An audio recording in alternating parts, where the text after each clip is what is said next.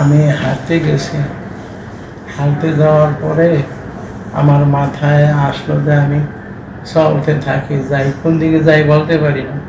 এক পর্যায়ে আমি অটো পাইছি, অটোতে উঠছি, মেরের বাজার নামছি।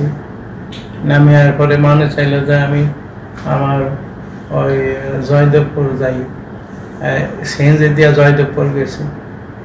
এরপরে আমার মাথায় আসলো যে আমি এখন এই ইয়াতে বাসে উঠি, বাসে উঠিয়া তারপরে কোন জায়গায় জানি শ্যামলি না জানি কোন জায়গায় নামাইছে। এরপরে এইখান থেকে আমি আরেকটা বাসে উঠে গাবতলী গেছি। ওইখান থেকে আমি মনে চাইল যে আমি টিকিট করি, তো কই যাবো, আমার খেয়াল হলে যে আমি পঞ্চগড় যাই। পঞ্চগড় গভীর অনেক রাত্রে পঞ্চগড় নামছি। নামার পরে হাঁটতেছিলাম, কোন দিকে হাঁটতেছি আমি জানি না, আমি চিনি না, হাঁটতেছিলাম। তো এক পর্যায়ে আমি দেখি যে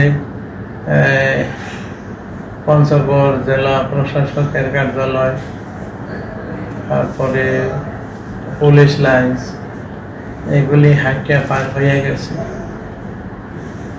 পার হয়ে গিয়ে এক পর্যায়ে আমি একটা শিকল করণীয় পাইলাম, ওইটা নিয়ে এক জায়গায় আমি প্রস্থান করতে বসলাম।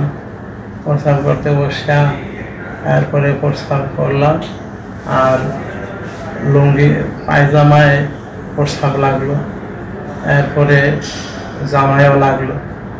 তো জামা খুলে ফেলাইলাম, পায়জামা খুললাম, কিন্তু খোলার পরে আবার পরতে হইবে এই জিনিসটুকু আমি আর পারি নাই। ঠান্ডায় এনে শুয়ে পড়লাম, আর পায়ে শিকল দিলাম। পায়ে শিকল দিয়া এরপরে আমার এই যে কেন করতেছি এইটার কোনো চিন্তা ভাবনা কিছুই আমার নাই, খালি যা মাথায় আসতেছে তা করতেছি। এক পর্যায়ে আমি শুয়ে পড়লাম, ঠান্ডায় খুবই কাতর হয়ে গেলাম। এরপরে কতক্ষণ যেন আমার ঘুম আসলো। এরপরে সকালে লোকেরা আমারে